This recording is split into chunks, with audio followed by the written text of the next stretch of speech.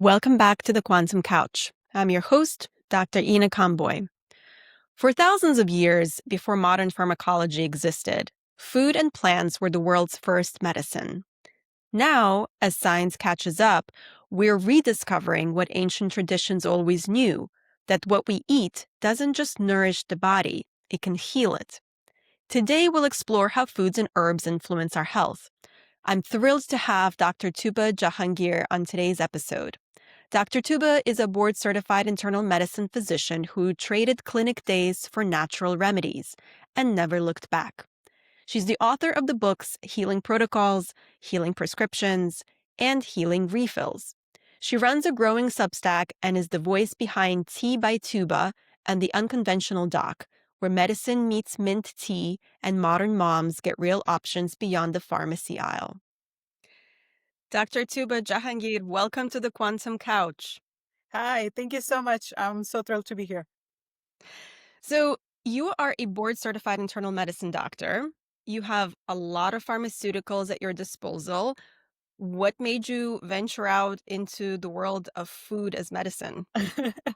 Yeah, I think I took the Hippocratic Oath very seriously.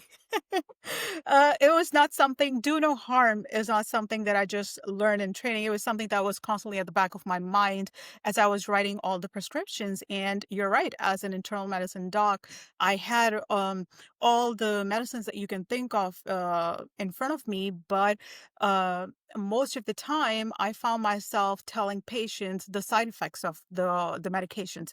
And if the patient has 10 medications, imagine explaining all the side effects in the 10-15 minutes appointments.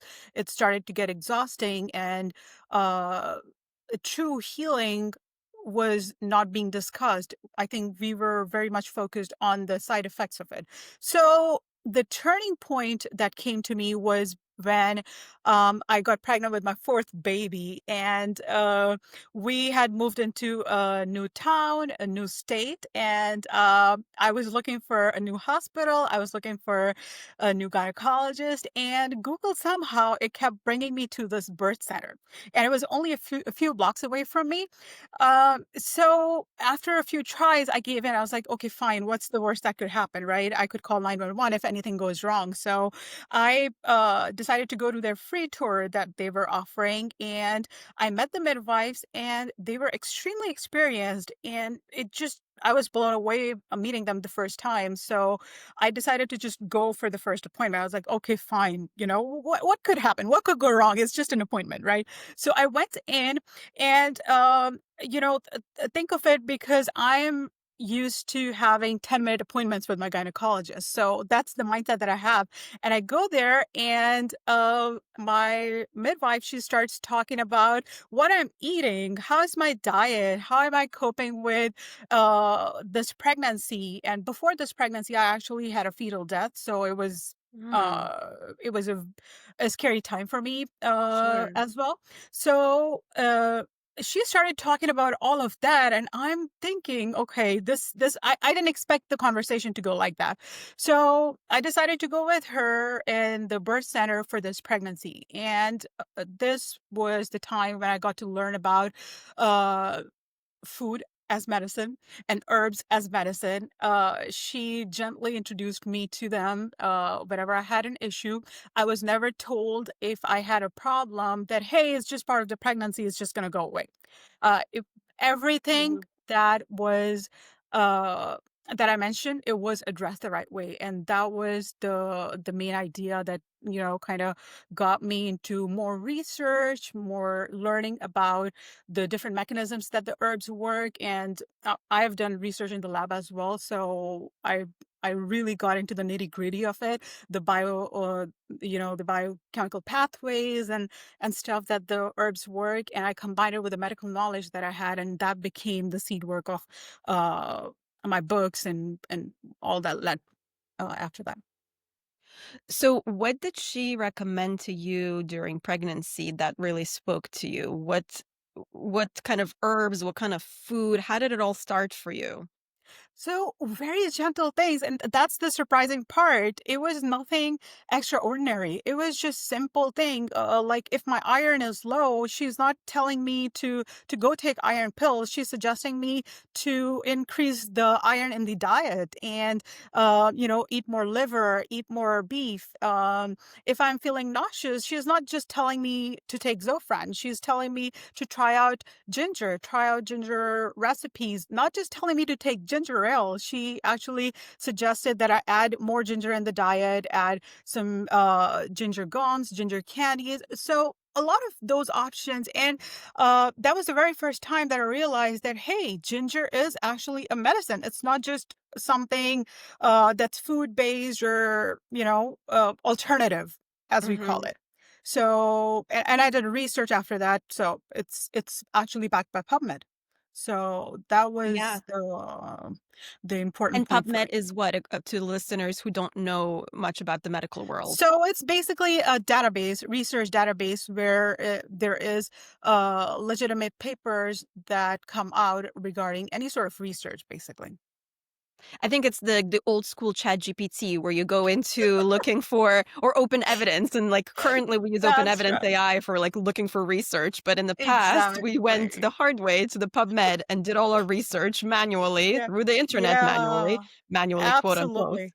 Absolutely, absolutely. And it's very detailed. It comes in different forms. So research doesn't just mean people did something in the lab. There are some studies that are observational, meaning you take a group of people and you observe them over a certain amount of time and see if they had any issues or how they responded to the medicine and stuff like this. So there are different types. There are meta-analysis where you combine different forms of research and see where the end result was, um, uh, sort of like a spreadsheet of different studies. So there are Hmm. different type of researches that are out there on PubMed, and that's the tool that we use as physicians all the time to get information out.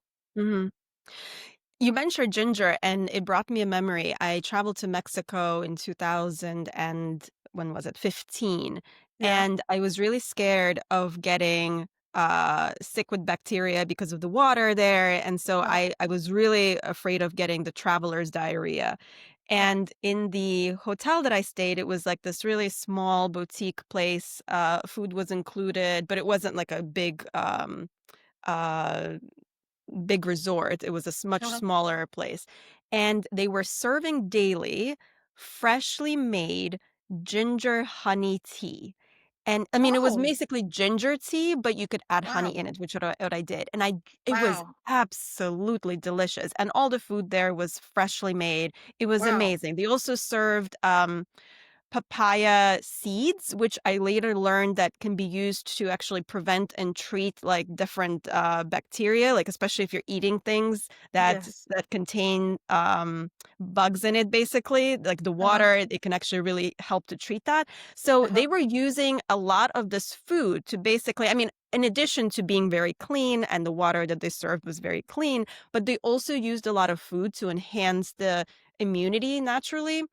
And I came Mhm. home. I remember coming home and I was like, my God, this tea was amazing. And I started making myself ginger tea with honey There almost you go. daily. And I found it so helpful, not just for nausea, but also to keep myself healthy and Yeah. to treat my cough if I had a cough. And that kind of got me on my own personal journey of There using you go. natural food to Nice. treat various illnesses. So I Nice. think a lot of us have these stories where we know that food can be so healing.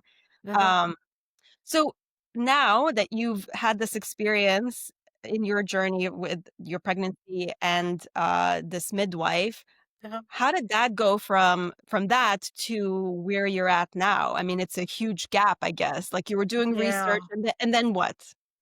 So, I did a lot of research and I kept trying different things. So during the pregnancy, I didn't stop there basically. Actually, let me tell you another story. After the baby was born at the birth center, they actually gave me a herbal bath, and that herbal Mm, bath was phenomenal. I mean, I describe that birth experience as rejuvenating. Somebody asked me the other day, and that's how I describe it. So it was really, really powerful, and I just couldn't look back. So when I came home, that's all I kept doing. I slowly went away from the pills. We used to go through the big boxes of Tylenol, the one you get from Costco. So we Mhm. used to go through 2 of those every 6 months at least.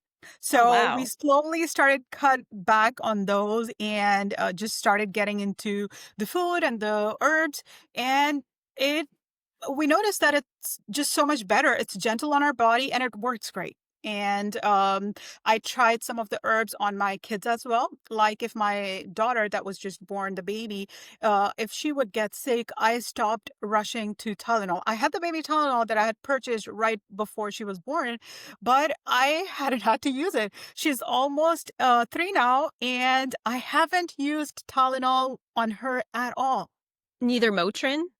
Yes, it amazes me. I didn't expect it. I bought it before she was born because I knew I'm gonna need it. She's my 4th baby. I have used it a gazillion times, and just by using these simple home remedies, she was doing fine. She got sick. It's not that she didn't get sick, but she got better right away as well. So, So what did you use instead of Tylenol for your family and for her? yeah, so there are some herbs actually that can help reduce the fever too. So I used a calendula, yarrow. If it's just some pain, not fever, then I would use cinnamon. I would use turmeric, and all of these combinations. They basically help reduce the symptoms that we're having, and on top of that, help reduce the inflammation too. They're not just it's not just like a band-aid. It's basically working with the body. So there was just no looking back, I think. I love that.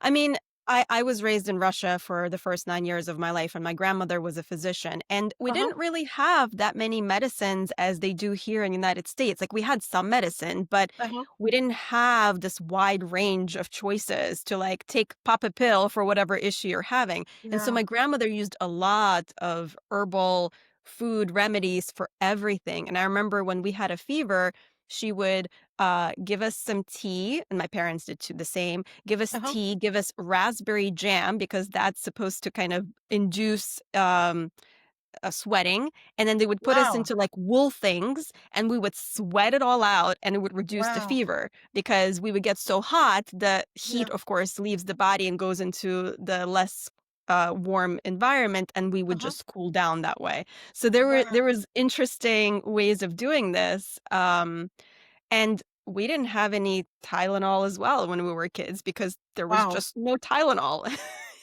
at Wow. that time where we lived. Yeah, Um, this is so exciting to hear actually.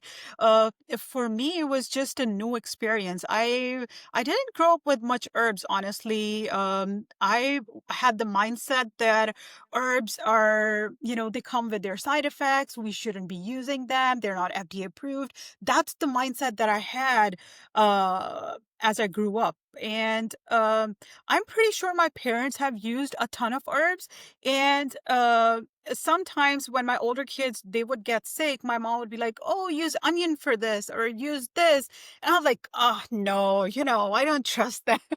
Ancient suggestions. Yes, yes, I was completely opposite. I didn't try them out, and I was wrong. I was actually looking through one of your books, and it talked about using an onion for coughing, I remember my grandmother did the same exact thing. Right, She used an onion, and right. I hated some of these herbal remedies because some of them did not taste good, some of them stung, but that one I Yeah. really liked. Yeah, and I started using it for my kids, for my daughter also, onion and honey, and I would even make some of the recipes with ginger and cinnamon and honey as well, like some candies that I would make at home, and They were phenomenal. We didn't need to buy any of the medicines from the store, and I think rest is history. Once I started getting the hang of it, there was no looking back. Did you, by any chance, come across in your research about using garlic to prevent from disease spreading? I remember as well as a kid, whenever I would get sick, my parents would cut up garlic and then they Mhm. would put it behind me, like as if I'm a vampire, to prevent all kinds of bugs spreading through. Because we lived in a very relatively small apartment. You couldn't Yeah. isolate. I didn't have my own room, so I kind of was laying on the couch in the living room, and that Uh-huh. was one of the ways to kind of clean the air, to purify the air. Wow. And Um, that's fascinating. That's really, really fascinating to hear actually. Garlic is a very powerful herb. It's antimicrobial, it's antiviral, it's anti-inflammatory, it works on cholesterol. And the Vicks Vapor Rub that's available everywhere. We used it in our family all the time. It was something that I probably grew up with using Vicks Vapor Rub. So I made my own version of it using garlic. So that really? yeah, so now that you're mentioning garlic, behind your back or so, I actually use it in the Vicks Vapor Rub version of, my own, that I made at home using garlic. It actually helps, producing some warmth as well. Like in some ancient traditions, they use the term warm and cold, but at the same time, some of it gets absorbed through your skin and goes into the bloodstream as well, and it does provide that antiviral, antibacterial effect. So I think it's protective, no matter what. And plus, on top of that, it boosts your immune system. So I think it's a win-win situation, and I'm pretty sure it would have been helpful for you, when you were a kid too. Huh. Yeah. So you mentioned that you were doing a lot of research. You're in PubMed, digging Yes. things up and doing your own research overall. What did you come across in terms of garlic? Like, is there substantial scientific research backing the Yes. usefulness of garlic in health? Yes, I think science is just catching up with all the herbs. There is a ton of data in PubMed as well. There's garlic contains a component called allicin, and that enzyme is what brings all the effects from the garlic. And there are different ways that garlic can be helpful. So raw garlic has different benefits. The cooked garlic has different benefits. The cooked garlic actually loses some of the benefits that the raw garlic has, and uh, if you crush the garlic, that's when you release some of the allicin enzyme from it. So, yes, there is some really in-depth research that has happened over the years, and I'm really really grateful for that because being a physician, being a researcher, I really was looking for that data to back me up when I was getting into it, and it's been helpful. So aside from garlic, what else have you come across that you would say are like top foods that we have easy access to that has really good scientific research in terms of what they do for our bodies? So my favorite in the kitchen are ginger, garlic, turmeric. Those three are like the powerful roots that are out there. And then we have cinnamon that's pretty much in every kitchen in some sort of form or shape. That's an anti-inflammatory. It helps with regulating blood sugar levels as well because it works on glucose transporters in the body. So that's another one that I really, really love, and everybody in the kitchen should be using it intentionally, not just for the flavor. Use it intentionally. Think it's medicinal to bring out the benefit from it. Because if you don't know, you don't really know what you're putting in your body. If you know what it's doing, what inside, once you're taking in. I think it brings out better effects, like your mind and body's connecting, right? I love that. So you mentioned cinnamon, we talked a little bit about garlic, and you've also said ginger and turmeric. So what do ginger and turmeric do, and what is the data to support their use? So ginger has an enzyme called gingerol. It has sugars as well, and they have the anti-nausea properties and they have anti-inflammatory properties as well, Mhm. along with a lot of others. The list is very long, honestly. That the data we have for them, and the turmeric as well. Turmeric has curcumin, which has the anti-inflammatory effect. It helps with immune support. That's why you see there's a hype about it these days with in the immunity shots that people are making at home. So this is actually science backed. One thing about turmeric is that if you add black pepper to it, black pepper has something called piperine.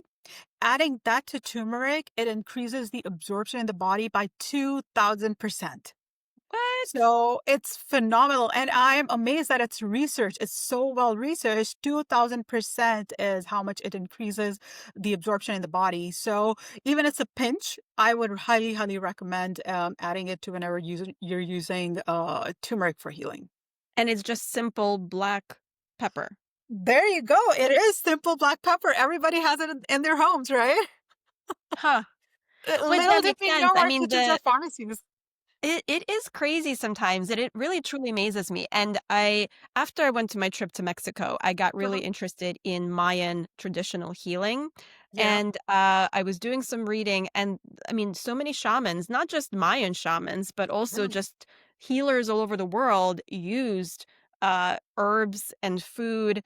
Um, Plants for Wow. healing, and Yeah. it's everywhere. I mean, Yeah. this has been ages. We only have modern medicine for what, 100 years or so? We didn't Yes. really have all these things. So Absolutely. people have Absolutely. used these medicines for a really long time. And Yes. then there's some theory that for every disease, there is a plant to heal it. We just don't always know what it is yet. There's Yes. some shamans basically who talk about that.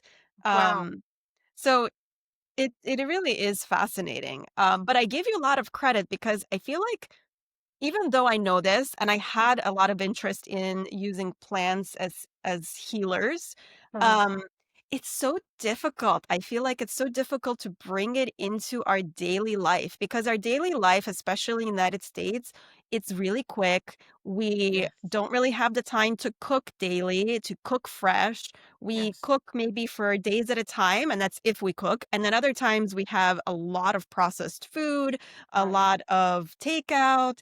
How do you manage it all? I mean, you're a physician, you're a mom of how many kids? 4 kids? 5 now. 5, I apologize, 5 kids. You're writing books, you're doing this podcast recording. When do you find time to do this, and how do you do this? Do you have, like, a hint, a recommendation, advice to us all of how we can incorporate all of these, wonderful herbs and foods into our daily life? Yes, absolutely. And this is something that I've lived. And like you mentioned, all the hats that I'm wearing right now, wearing those hats and healing naturally, it's not too much, honestly. Everything is just right there in the kitchen. We just have to use it intentionally. When I started, I didn't start making decoctions or all those fancy things. All I did is just put it in my diet. If it was basil that I needed, I would put it in my salad. That's as simple as it was. If it was calendula that I learned about that it helps with something, I would just add it to my salad. The petals are going in my salad. That's how easy it was for me to start. If it was cinnamon, it's going in my parfait. Uh, so simple things that I started with, and now I've learned how to make them last a little bit longer. For example, if it's garlic and honey that are helpful, you can actually put them together, and they can last for a very, very long time. I save mine in the fridge; it's there all the time. And whenever we need them, we just take it by the spoon, and it Garlic and works honey? What do you use it on? so any sort of illness, it helps with immune system as well, like boosting our immune system. But if you garlic is an antiviral, antibacterial. So if you are under the weather, if you are having stomach upset, that's also the time that I would use it as well for my kids. But most commonly, I use it for sore throat, and when I notice that they're kind of acting a little bit under the weather, I would just give them a tiny bit. and for myself too. No raw honey under the age of 1, of course, but, over And the why is age of that? 1. Huh? Why is that? Because of the risk associated with it, according to some studies, that it's associated with the risk of, botulinum toxin. Mhm. So that's the Yeah, the reason why botulism. I We don't want still. that. Yeah, so Absolutely. I just avoided, the raw honey in particular, under the age of 1, but the kids over 1, I would use raw honey all the time. And honey itself actually, that you were mentioning in Mexico, so honey also is very, very powerful antimicrobial. And, raw honey is said to have shelf life of thousands of years. There Wow. are some, that they found, in the ancient Egypt, and it was from the time that the pyramids were built. And, they did some tests on it, and it was found that it's still edible. It didn't have any bacteria. So raw honey is said to be, having a lot more properties than we just think of. It's not just sweetener. It's not just a sweetener. It's a lot more than that. And, yeah, those are the things that I would recommend starting from. I go over the detailed, of course, in my books a lot more because, it took me some time getting used to it, trying different things, finding out what's the easiest way and what's the hard way, what should be done, what should not be done. And also, I think more importantly, I should say that as well, when to use the medicine, when to use the pill, when to go see the doctor. I think those are the things that are very, very important when starting off using herbal remedies or natural medicine as well. Because I didn't abandon conventional medicine. Conventional medicine has so many perks still. So, it's about finding a good balance. Yes, right now, these days in this fast world, we are looking for all the quick fixes, right? Quick Botox, quick detox, lose 20 pounds in 2 weeks, right? So it's a fast world, but I've found that working with plants is equally fast, and it brings on slower, consistent healing, I should say. Hmm. So it works with your body, basically. That's how it is. And one other thing that I learned while I was doing my research was that, like you mentioned, conventional medicine is only 150 or so years old, right? That's when the pills started. And I can talk about that as well, actually, how the pills started. But what I learned was that most of our pharmaceuticals today were started when the advent of petroleum started. So a lot of our medicines, they have petroleum based products to increase their shelf life, and other things as well. So that was another thing that I started kind of slowly backing off on them too. Can you tell us a little bit more? I'm really curious about this, the whole history. So You mentioned that you can talk about it. Please talk yes, about it. yes. Educate us. So the first medicine that was made was aspirin. Okay, and before that, in the Greek uh, literature, they were using willow bark. In European literature, they were using meadowsweet. And it- both of them had the effect of reducing inflammation, reducing fever. Uh, w- Aspirin actually took some components of those and combined it with those petroleum based products to increase the shelf life, basically. That's how the chemist Felix made it around 1890s.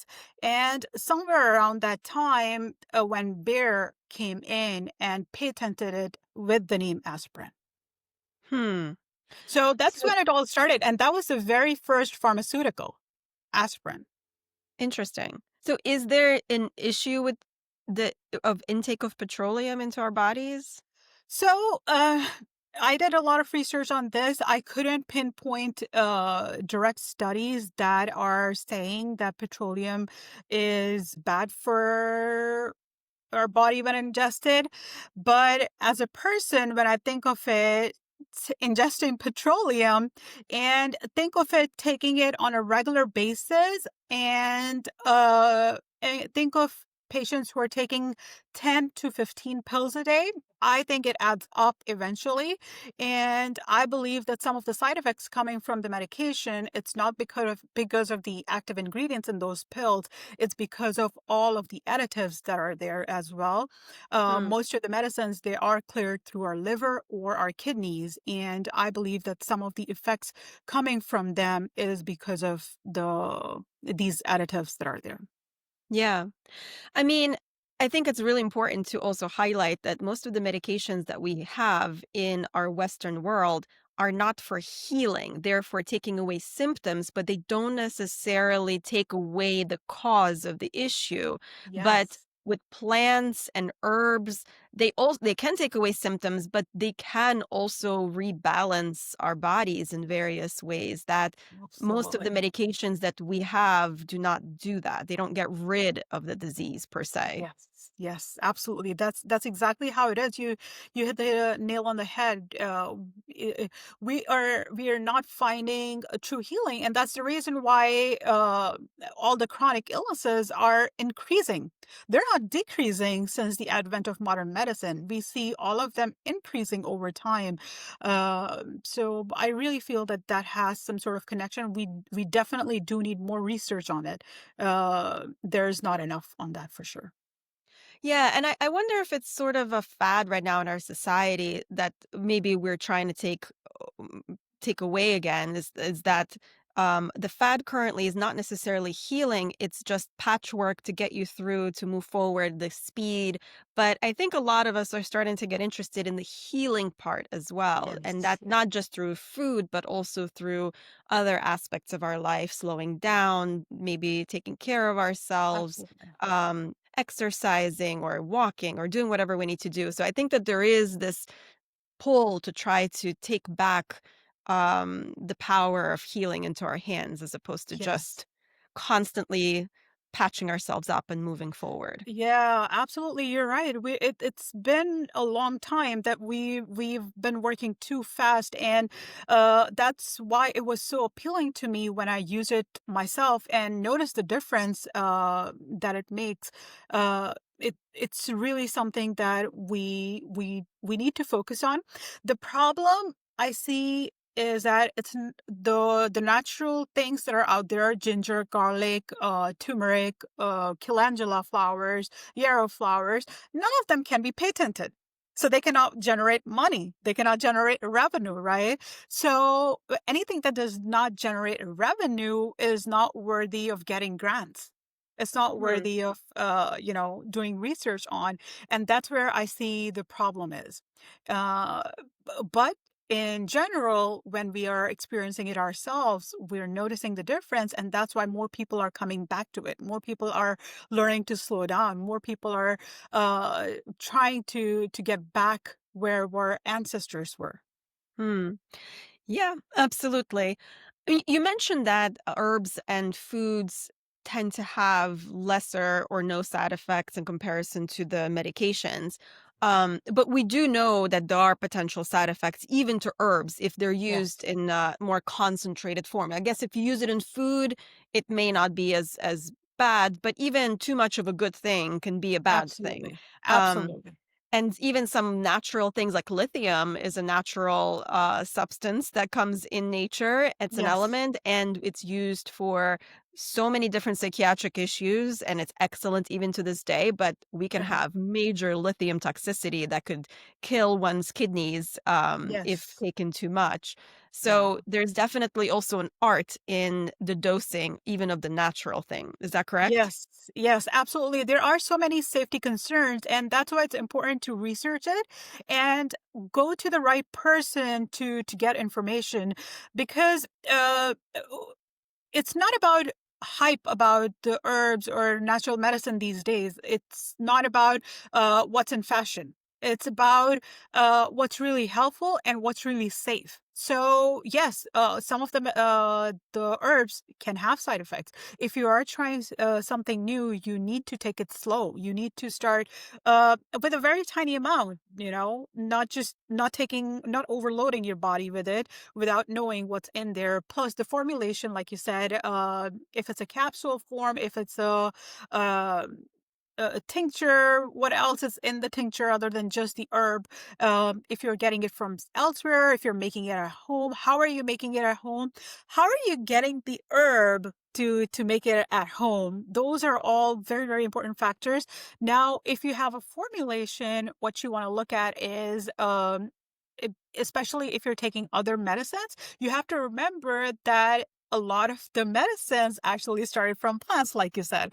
Hmm. So those plants or natural remedy that you got is working and using the same mechanism that the pill is working. So both of them combined together can lead to a lot of side effects. So you need to Sure. talk with your doctor before starting any new herb or any new remedy that's not FDA approved. And that's something that we need to definitely remember. And some herbs can actually cause allergic reaction. So that's another important Hmm. factor. Some of the herbs that you think are going to be beneficial, but they might be genetically engineered, and they might not have the Ooh, the with health benefits that pesticides you read too. about. Sure. Yeah, so it's really important. It's a science in itself, I think. And my goal with the work that I did over the past couple of years was that combine it, bridge that gap that's out there, bridge that problem that I faced when I started off. I had a lot of questions, and it took me a long time to research and answer them in my brain as well. And I really feel that it's important that it becomes part of our curriculum someday, the medical curriculum. I really hope for that. I really hope that too. I mean, I think that we in medical school, at least I did learn a few things. And Oh, these few things have been like, well, if you're taking certain herbs or supplements for depression, you should definitely ask your patients about it, or you should tell your doctor about it because they can interact with medications, like you said. exactly.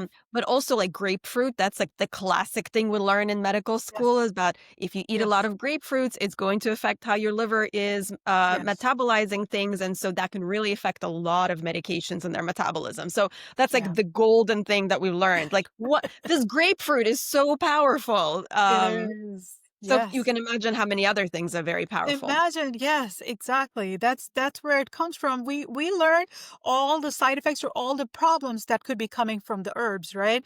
And that's the reason why I was so against them. When my mom even told me to use certain things for my kids, I wouldn't touch them because in my brain, they cause side effects. They have problems. That's how I associated herbs in healing. So it all came as a shock to me once my midwife introduced me to it, once I started using them myself.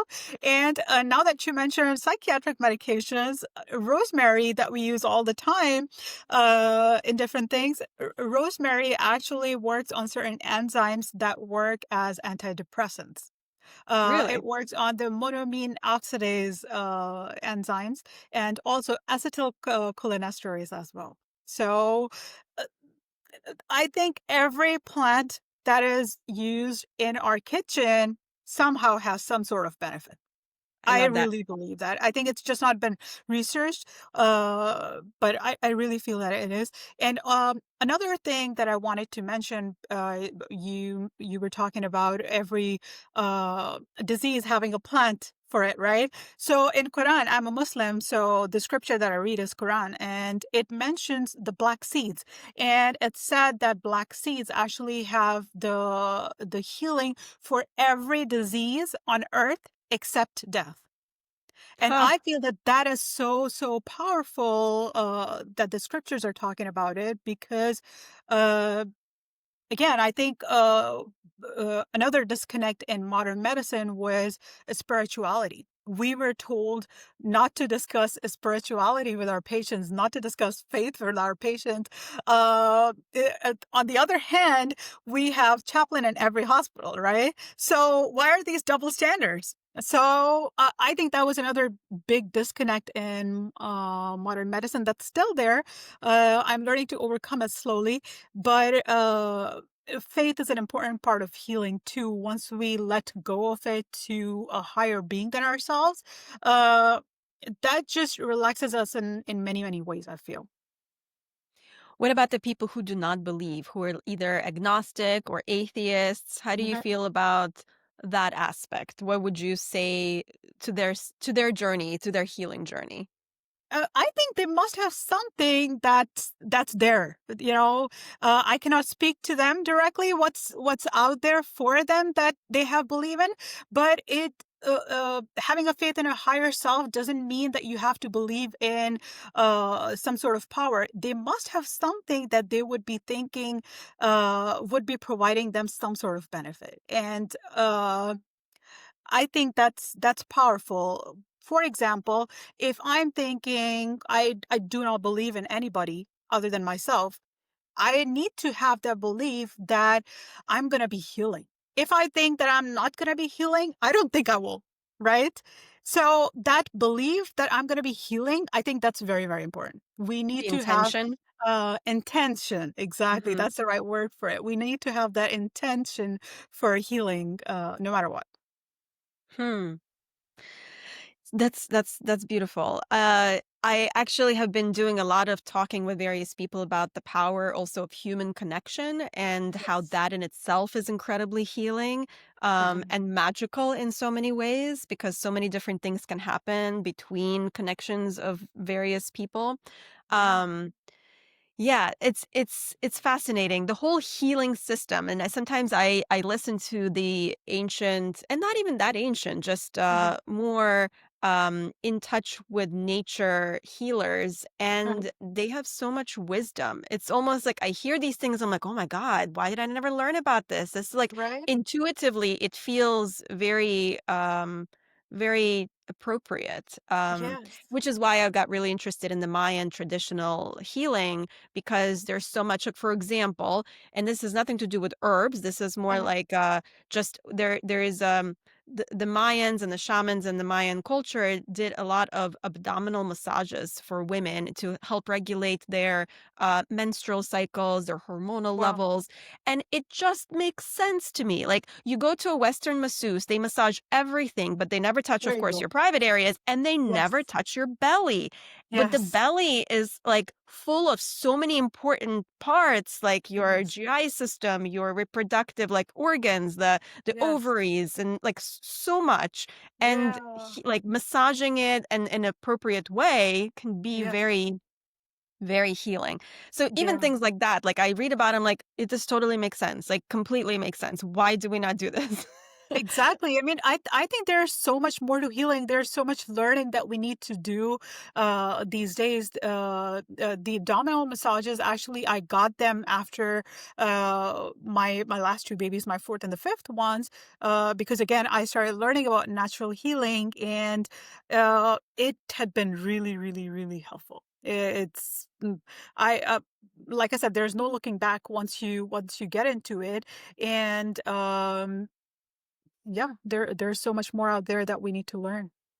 Mhm. I mean, just to kind of say, like, the massage itself just sometimes literally places the uterus back in place, like, it helps to reduce some of the ligaments, some of the, Mm, tension that happens with our daily life, and just yeah, by placing the uterus back into, like, an optimal position can then right. help with so many symptom reliefs. Yeah, And it's just and then, of course, there's more, and so the herbs, the natural food is just an extension of that, where you're absolutely. using these things to support yourself in various Yeah. ways.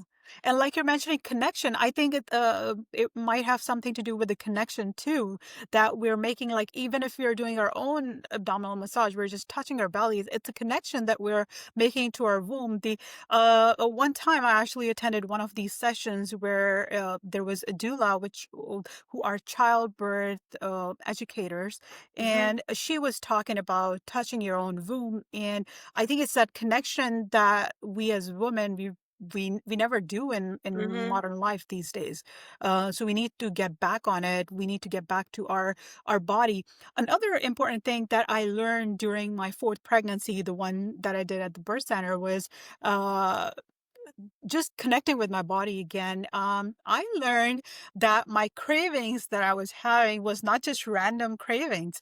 You mean Uh, like food cravings? so yeah, so I had a Mhm. very particular craving, okay?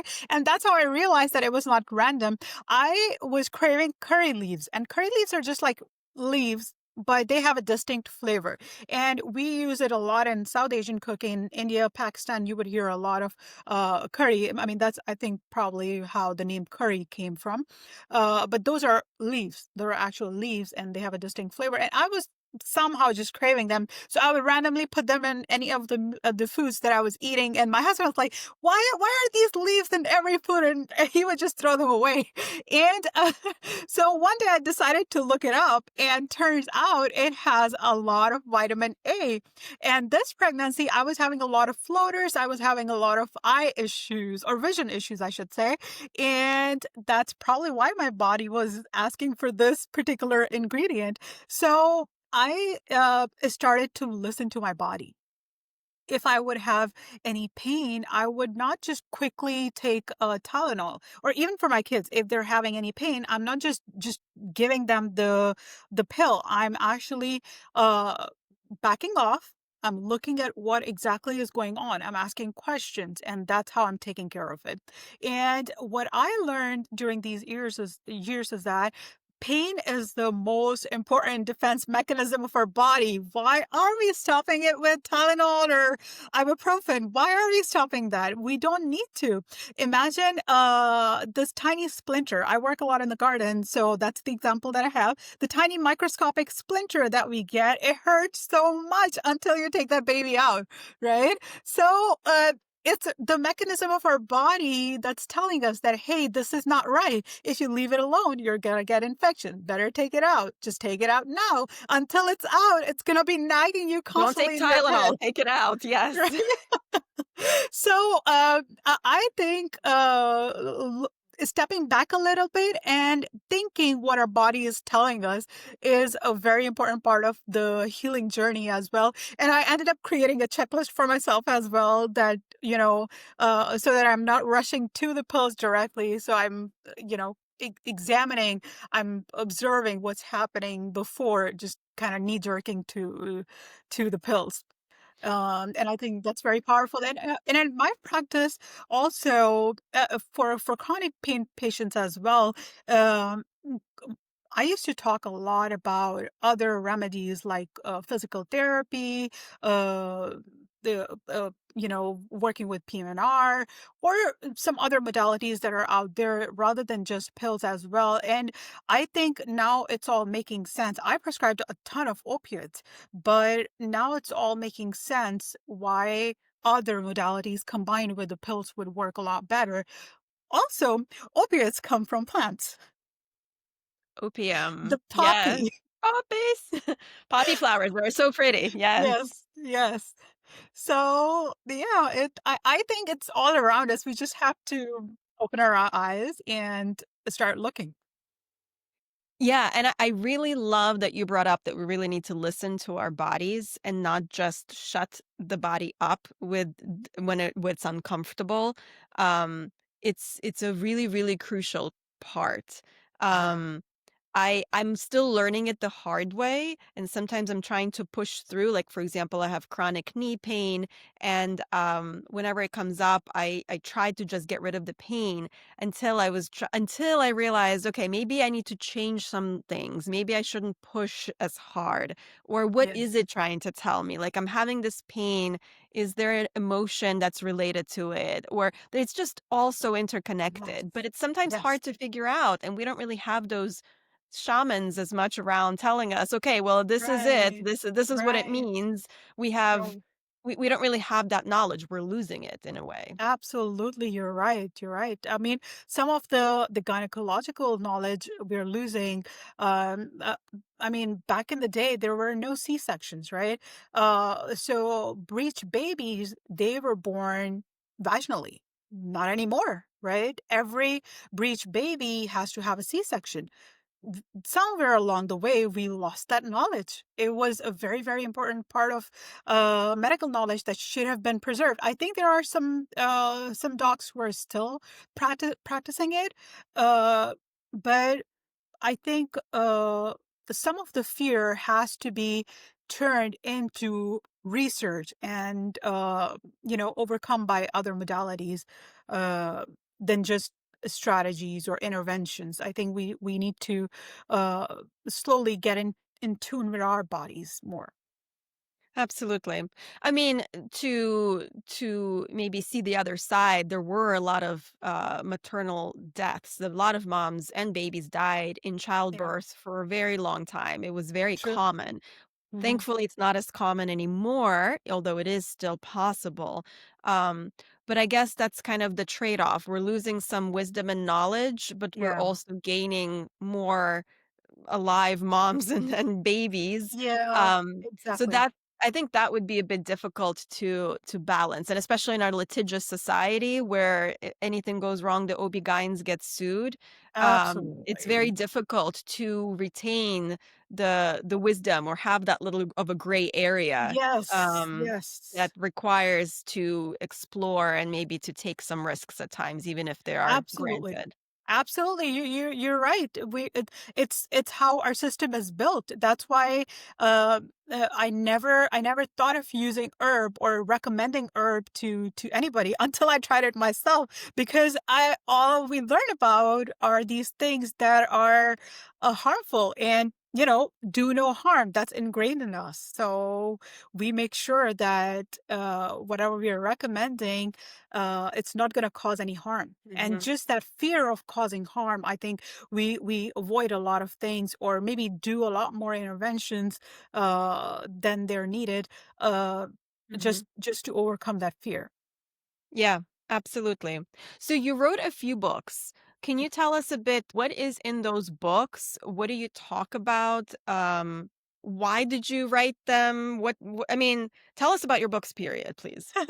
So, it the books actually started with this journey. All of this information that was exploding in my brain as I was learning, I really felt the need of telling it to the world that there is another world that's out there that's not based on pills, that's not based on quick treatments or quick fixes. That is slow and it's gentle. And it does come with some tricks and tips, uh, which is the reason why I wrote the book, so that people can get comfortable with using these everyday herbs, everyday simple things for nothing major, okay? Just for minor illnesses, some cough, cold, stomach upset, or even chronic illnesses that are just, slowly lingering on in your body. Just start looking at them from a different perspective. Just step back a little bit from taking a lot of pills, and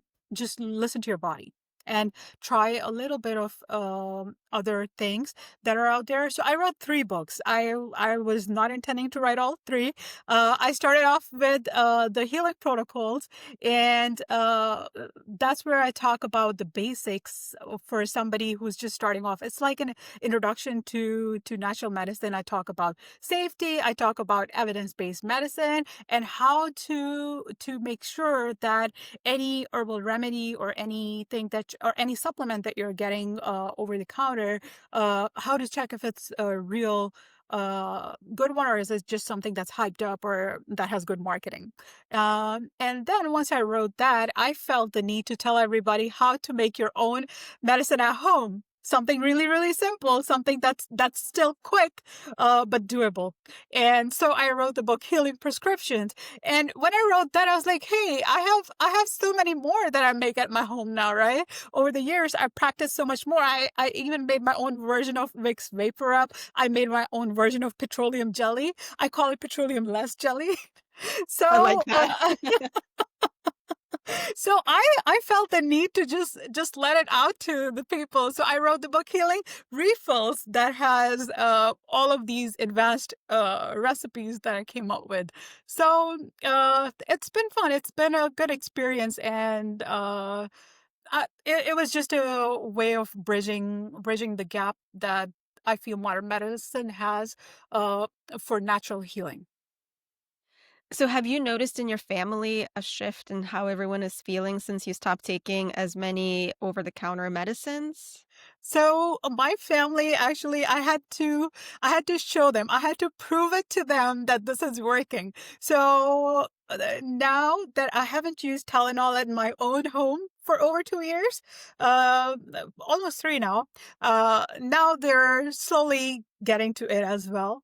I haven't used any antibiotics at all either, not just Tylenol. And I think some of it comes because I am the physician myself. I know, what's happening, but and I know when to take them to the hospital when I need to, but I didn't need to. I'm still open to using them when I have to, but I didn't need to, and I think that's the proof that my How? family looked up to. Okay, so I understand the cough and I understand like the sniffles. Okay, I Yeah, can even understand the Tylenol, like no Tylenol and like some fever reducing things. yeah, But how do you avoid antibiotics? I mean, ear infections, strep yes, throat. I mean, those yes, are like so common. What do you yes. do? Please share. So, yes, absolutely. So, and this is not medical advice for the listeners, but something that I did for myself at home was started listening to them when they would have any sort of problem that's coming up. I would make sure that either it's viral or bacterial. If it's viral, there are certain herbs that are actually very similar to the antivirals that are in the market. Tamiflu, let me give you an example. Tamiflu comes from an herb called star anise. It's like a star-shaped pod. You might have seen it in stores, Very pretty. and that has shikimic acid, and that shikimic acid is what is the active ingredient in Tamiflu. So when my kids are sick with some sort of viral illness, that's what I give. The first thing I give is that antiviral, right? So How? they get What better do you really do with it? quickly. Huh? So what So do you do with I it? add it to the food, or I add it to a tea. I add it to super broth. But it's Uh, like a little star, right? So do you like grind it? What do you do with nope, it? nope. I just put it like that. I don't have much time, right? So those are the quick things that I do. I just put the whole thing there, and it But it's like works. hard, isn't it? Yeah, it is hard. Yes. So what happens is that when you put it in your tea, it's actually all those important chemicals and enzymes. They're actually coming in the water. The water is absorbing all of those Mm. chemicals, or enzymes, not chemicals. And you let it sit for a few minutes, and that's how you make your tea. That's how it gets all the medicinal benefits, and then you drink it. And So you make tea that's out of it. You don't like put it in a salad and then crunch it up with your no, leaves. yes, that is correct. That Okay. is correct. Yes. Yes, Okay, you so don't that's touch one it. example. So Uh-huh. that's how you so star of anise is basically one example of what you use for antivirals, but what if Yes. it's bacterial? And So sometimes you for don't even know if bacterial, it's garlic. bacterial. Garlic has become my favorite for any sort of bacterial infection. So the first remedy that I made at home, uh, out of like any of the fancy ones, was a garlic oil recipe, and it was garlic or organic non-GMO garlic that I got with olive oil. And I used olive oil in particular because olive oil itself has a lot of healing properties. So it's very good combining together for medicinal properties. So I made that at home, and I put it in those dark dropper bottles that I got off of Amazon. And Hmm. I felt that, hey, this is something that I'm getting into. So garlic oil, that had been something that had been phenomenal for any sort of ear problems that we had at home. And I had been monitoring very closely, of course, making sure that it's not progressing. Uh, but it helped. So And what do you do with them? Do you like put it on a salad or you put it in their ears? so for ear infection, I actually put them in the garlic oil goes in the ear as a dropper, like 2 to 3 times a day. And that took care of it over 2 to 3 days. For antibiotics, we give them for 7 to 10 days. Uh, but I noticed that it worked much, much faster and didn't have any troubles. But again, I'm a provider. I had been monitoring them very, very closely. So if any of your Yeah, listeners are trying, I really want to put this disclaimer: go check with your doctor, make sure that you're doing the right thing, go to a provider who's good with herbal medicine as well. sure. Not like me that I was before, that I would tell you don't use herbs that they're not FDA approved, right? You're not going to go anywhere.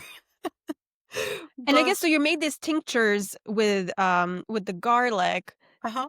How how did you even figure out the dosage to use? Because I would imagine that, I mean, garlic can sting. So if you're putting it into your ear, it could really Yes. sting the ear too. So how did you figure out how much you should do? Like, I mean, I'm sure you were doing a lot of research, but it was like trial and error That's too. true.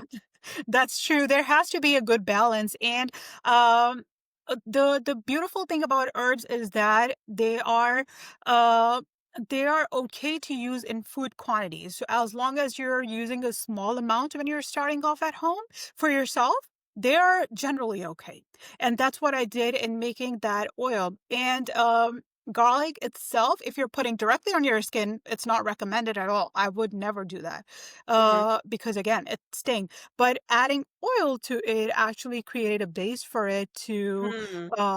to kind of go into our body without causing harm. And I used olive oil because again, it has more medicinal benefits to it. So it was the combined effect of olive oil and garlic that created the balance, I feel, that healed the body. And that oil actually not only helped with the ears, it actually helped with pain because it's an anti-inflammatory too, right? So whenever I would have some sort of pain, I would use that oil. Now, I actually came up with another recipe while making that one. Guess what I add to it for some hip pain that I had after my last pregnancy? Turmeric. I I don't know. What is it? so I added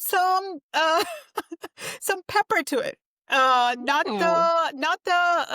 Not the black pepper, chili powder, some chili flakes because they have capsaicin in it, right? So that capsaicin actually helps numb the pain a little bit, and combined with the garlic, it just produced beautiful benefits. I loved it, and So since this it one you was didn't, what did you do? Did you like put it on the hip as like an oil? Did you put it in the yes, salad? How did you do that one? yes, I used it. I used that as oil.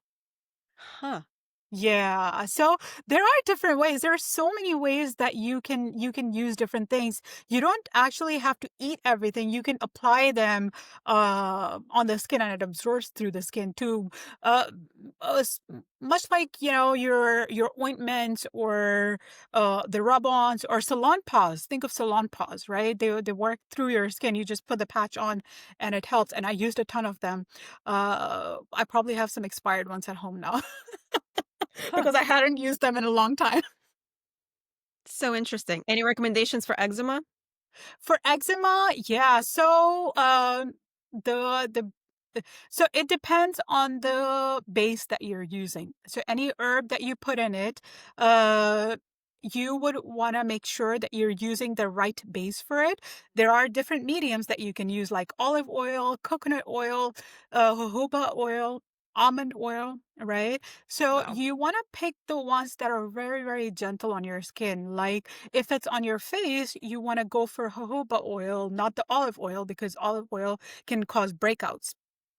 So I would go for coconut oil, and I would add something really simple like calendula in there and let it steep in the oil to get the benefits. And then I would apply there. And again, since it's something new, like we would do with any medicine, patch test it. Put it in Yeah. another part of your body, use a very, very small amount, see how it does. Whenever you're using it on the skin in the affected areas, just use a very tiny amount and make sure that it's not causing any side effects or allergies. And then generally once your body is comfortable with it, you can add more herbs to it. There are so many more that help with eczema, that help with allergies. I mean, like you said, there is probably a plant out there for every disease that's there. I just haven't researched it yet completely because again, it's a science in itself. I research the ones that we're using every single day, the ones that we see in grocery stores every day, and I think that's very, very powerful. And I think it's a missed Incredibly. opportunity if we don't go in there. You're getting me so inspired. I'm gonna go into my kitchen and make some concoctions out of garlic and turmeric and everything. Yes. Speaking of turmeric, how do you use that? Can you give us just a brief, like what can we put turmeric on so we can get those anti-inflammatory benefits? So I use it in all different ways. I use it in every food that I'm making. So even if it's chicken tenders I'm making at home, turmeric is gonna go in there. Okay, if it's a little bit yellow, it's okay. We can handle that. And then the famous hyped up golden milk. I add that to the milk, but I do add a pinch of black pepper there as well because again, piperine is increasing the absorption by 2,000%. So why not take the benefit? And then another way I actually found fresh turmeric in the grocery stores, and when I see that, I actually slice them up, dehydrate them, and it's fun. I know it's a lot of work, but I dehydrate them, and I actually put them in my teas sometimes too when I'm achy after a long day or something is coming on, something related to cold or whatnot. I add it too. So as a tea, also I add it to soups, broths. Sometimes I add it to rice. So basically, if around the house I'm noticing some illness coming along, I right away go to my kitchen and think, what is the thing that could be helpful? And secondly, for example, if it's my 7-year-old that's sick with something, I ask that kid, hey, what would you like to eat? And depending on what that kid is saying, it gives me a lot of information. So it's a funny story. One time, my 7-year-old actually got sick and he had some sore throat. And I was like, hey, what do you want to eat? And he goes like, the only thing I want to eat is pineapple. And you would not believe I was amazed because pineapple actually has some enzymes that help soothe the throat. They're Huh. actually helpful for sore throat. And look what his body was asking for, right? It's so intelligent. We just don't look at it as our answer. We look at other people to give us answers. We don't listen to our own bodies. I think it's just amazing. I think I I really hope love that. And your son obviously is very intelligent and has like inner intelligence. I can uh almost imagine me asking this question of my 5-year-old and she would just be like, SpaghettiOs.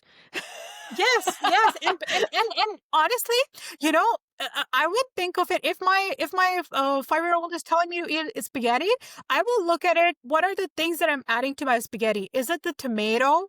Is it the black pepper? Because remember, black pepper also is really helpful for sore throat. It's anti-inflammatory, and there are some mechanisms that it helps with.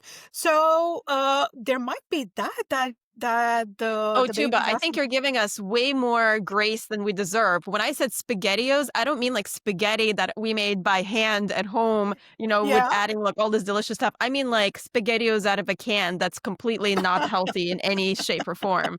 My kid Well, loves that. And of well, course, I'm trying to minimize it, but at the same time, I don't know why she loves it, but she loves it. well. I mean, it must be just the carbs. Maybe just looking for carbs. Yes. But no, I really hear what you're saying, and I love that suggestion, asking your children, asking each other basically, what Yeah. do we want? What are we craving? And listening to Yes. that in Yeah, a because way I that learned, our body knows. It gives us clues. We just don't listen to them. We just don't listen. Pregnancy cravings is not just pregnancy craving. You crave something every day, right? I think about my food for the next 5 days. So we know what our body is asking for, right? If pomegranate in season, I'm looking for it, right? And it's probably I for love a reason. pomegranate. So so you wrote these 3 books. Are they Yes. how can people find them? So they are available on my website at tbytuba.com. So they can't buy them, they're not physical books. These They are are, ebooks. virtual Yes. books. Yes, these are ebooks and you can download them right away and you can print them out as well. I print out mine and all of my purchases on the website actually come with a flu self-care checklist as well that I came up with because I really felt the need for it. It was really helpful for me when I was using it and I didn't feel that I should be holding it back. So I created the checklist and it comes free with any of the purchases. Even if you're buying the introductory book, you would be getting that checklist. So, and there are some other things that are available out there as well that Do you people think can that look at. there will be physical books coming down the line at some point? Because saw your ebooks. They're beautiful, and you use like really nice photography. Like I could almost imagine them being like in my hands and like really loving Yeah. to open them. Yeah, I hear you. And that is something that I would love to down the road. I think once I have a little bit more time working with some publishers, then I would. But I I thought that I this is something that I don't want to hold back. So ebook felt like the quickest way that does not Sure, require, having a hold up by a publisher or printing or, all of those logistics that come with them. So that's why I just put them out there. But I think I should that's work with a awesome. publisher quickly. No, absolutely. I'm just wishing this up. I'm putting it into the universe that maybe perhaps one day I will have the physical book that you can sign and I can put into Oh. my collection of my cookbooks. So, um, Tuba, we're coming close to the end of our episode. I am wondering if you're ready for our lightning round questions. Okay, sure. Let's do it. Your favorite dessert? Um, Ice cream. Ice cream. Yes. I'm a little bit surprised by that. What is healthy in ice cream? Well, I make my own at home, so You make so your own ice probably cream at home? yes, I do. Oh my God, I'm impressed. Okay, cuisine art is the trick, okay? It's very easy. I only take 15 minutes prepping it, and cuisine art does the rest of it. So I think that's the trick. And I also make my own vanilla essence at home, so that's healthy. Wow. Okay. Question number 2. If you could recommend one food for anyone to eat, what would it be? It would be a yogurt parfait. Tell us more. Because it's the Greek yogurt has protein, okay? If you are adding some chia seeds to it, which I love to do, it's gonna add fiber to it. If you're adding granola, it's gonna add more fiber. If you're adding some nuts to it, some more protein, some more micronutrients that you're gonna be getting. And if you add cinnamon on top, you'll be getting the anti-inflammatory effect. And add some seasonal fruits to it, and I think that's the whole meal right there. I love parfaits. You know, I think I need to start doing that more for my kids, especially the cinnamon part, because kids don't tend to like in Western, or at least my kids. I don't know about other kids. My kids don't tend to like a lot of herbs or spices, but they Yeah. do like cinnamon. Yeah, and that's how I do it. I actually sneak it in different foods so they don't realize that it has happened, but it happens. So, for example, I'm giving them I made some tea for them if they're not feeling well. What I would do is actually add some fruit juice to it so they don't realize what happened in the back. Huh. Yeah, so they don't Very think they don't smart. think they're drinking a tea. They don't know they're drinking some sort of tea. They know they're drinking juice.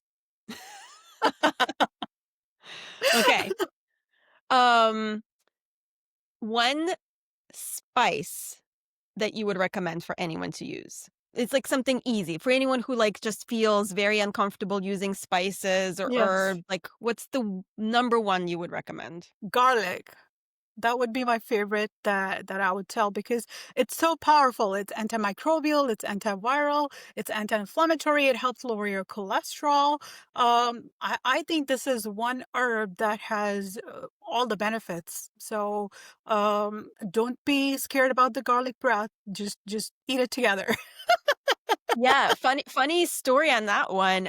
So again, I guess going back to my childhood, and now I think the more I'm realizing just maybe some things were old school, but how wonderful they were. My Yes. grandfather taught me from a very young age to eat certain foods with raw garlic. And of course, Wow. it's not exactly like the garlic that you don't eat it and you're like, "Oh, that's really yummy." Like Yeah. it's a practice. Like there were certain foods that we learned how to balance. Like in Russia, we eat borscht, which is a soup made out of beets and a lot of other really yummy vegetables, and Hmm. you put sour cream in it. And then we Oh, have black like dark bread, like usually rye bread. And then so the way that you eat the borscht, what I was trained as a kid, is you take a bite of the bread, you take uh-huh. a bite of garlic, and then you take soup in. And so in combination, it provides this really rich taste. And also, Wow. uh, it doesn't allow the garlic to be as strong. So it Wow. Really mutes the good. garlic a bit. But that was like a thing. And it was cultural. Like we ate this as, especially in the wintertime, a lot. Wow. There Um, you go. So much so, wisdom there, right? right? Yeah. I Wow. think there is so much wisdom. You need to It's get really back on it, interesting. Ina. I need to bring back the garlic into the borscht for my kids, Yes. and they'll be like, "Mom, this is child abuse," and I'll be like, "No, no, no, this is older wisdom, okay? Garlic, raw garlic. I love it." Exactly. Um, well, Dr. Tooba Jahangir, how can we find you? How can our viewers, our listeners, learn more about you? Please tell us. So I'm on Instagram as the Unconventional Doc, and I also write weekly on Substack as well. So other than my books, if you're interested, I actually write something that whatever is happening in life or whatever the season that we're going through on Substack regularly. Any new news that is coming about herbs, I'll be talking about that there. So I love that. And I am following you on Instagram and I really like the videos that you make. They're thank very you, well done, I must admit. thank You're you, they're really nice to watch. And of course thank you. educational. Oh, thank you. I mean, I was shy W- in the beginning, but You were shy in the yeah, beginning. I was very shy in the beginning. Like, I don't like myself in front of the camera. I don't like my voice. Actually, so I wrote most of my books in the nighttime because, of course, working with two babies, that was not easy, right?